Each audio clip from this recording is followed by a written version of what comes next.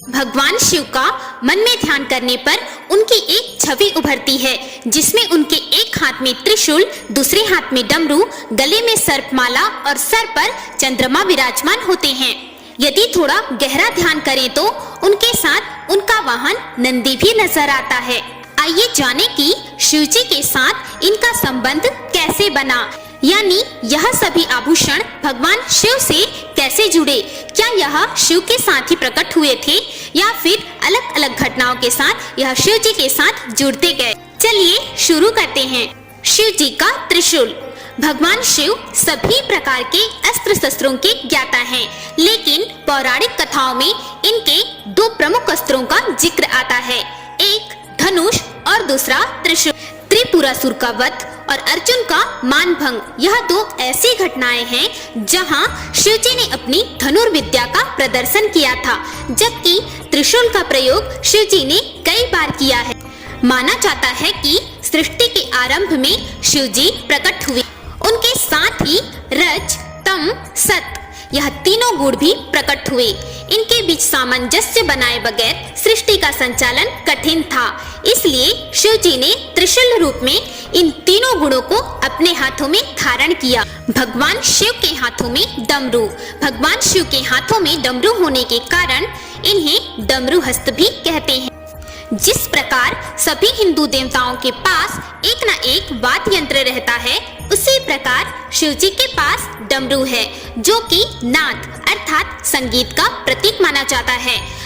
डमरू के दो अलग अलग भाग एक पतले गले जैसी संरचना से जुड़े रहते हैं तथा ये अलग अलग भाग अस्तित्व की दो विभिन्न परिस्थितियों को व्यक्त तथा अव्यक्त को दर्शाते हैं। वर्णन मिलता है कि शिव जी से पहले कोई भी नाचना, गाना, बजाना नहीं जानता था। शिव जी के डमरू के नाद से ही संगीत के स्वरों की उत्पत्ति हुई। नाद एक ऐसी ध्वनि है जो ब्रह्मांड में निरंतर जारी है, जिसे ओम कहा जाता है। शिव जी के डमरू से 14 तरह की आवाजें निकलती हैं, जिन्हें पुराणों में मंत्र भी माना गया है। हालांकि इन आवाजों में सृजन और विध्वंस दोनों ही स्वर छिपे हुए हैं।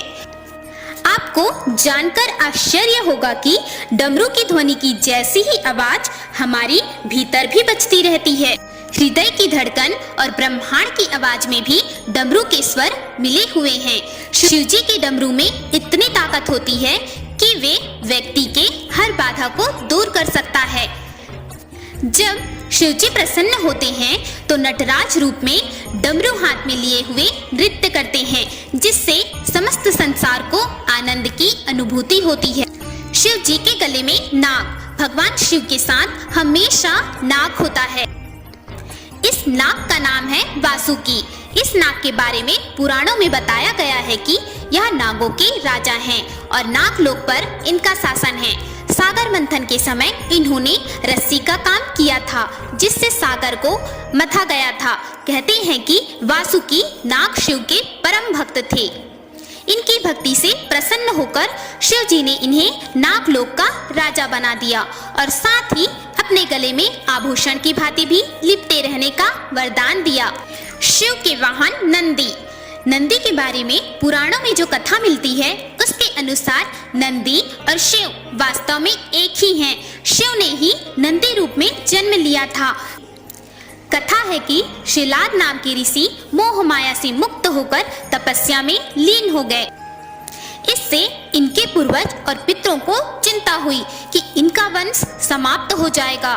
पितरों की सलाह पर शिलाद ने शिव जी की तपस्या करके एक अमर पुत्र को प्राप्त किया, जो नंदी नाम से जाना गया। शिव जी का अंश होने के कारण नंदी शिव जी के करीब रहना चाहता था। शिव जी की तपस्या से नंदी शिव गणों में प्रमुख हुए और वृषभ रूप में शिव का वाहन बनने का सौभाग्य प्राप्त किया। शिव जी के सिर पर विराजमान चंद्र। शिव पुराण के अनुसार चंद्रमा का विवाह दक्ष प्रजापति की 27 कन्याओं से हुआ था। यह कन्याएं ही 27 नक्षत्र हैं। इनमें से चंद्रमा रोहिणी से विशेष स्नेह करते थे। इसकी शिकायत जब अन्य कन्याओं ने दक्ष से की तो दक्ष ने चंद्रमा को क्षय होने का श्राप दिया। इस श्राप से बचने के लिए चंद्रमा ने भगवान शिव की तपस्या की। चंद्रमा की तपस्या से प्रसन्न होकर शिव जी ने ही चंद्रमा के प्राण बचाए और अपने सिर पर स्थान दिया। जहाँ चंद्रमा ने तपस्या की थी वह स्थान सोमनाथ कहलाता है। मान्यता है कि दक्ष के श्राप से ही चंद्रमा घटता बढ़ता रहता है तथा एक कथा यह भी है कि जब भगवान शिव ने समुद्र मंथन का विष अपने गले में धारण किया तो उनका शरीर अत्यधिक गर्म हो गया। तब चंद्र और अन्य देवताओं ने भगवान शिव से प्रार्थना की कि वे चंद्र को अपने शीश पर धारण करें, जिससे उन्हें शीतलता मिले, क्योंकि चंद्रमा बेहद शीतल होता है। और इस तरह शिव जी ने चंद्रमा को अपने सिर पर धारण किया। हर हर महादेव।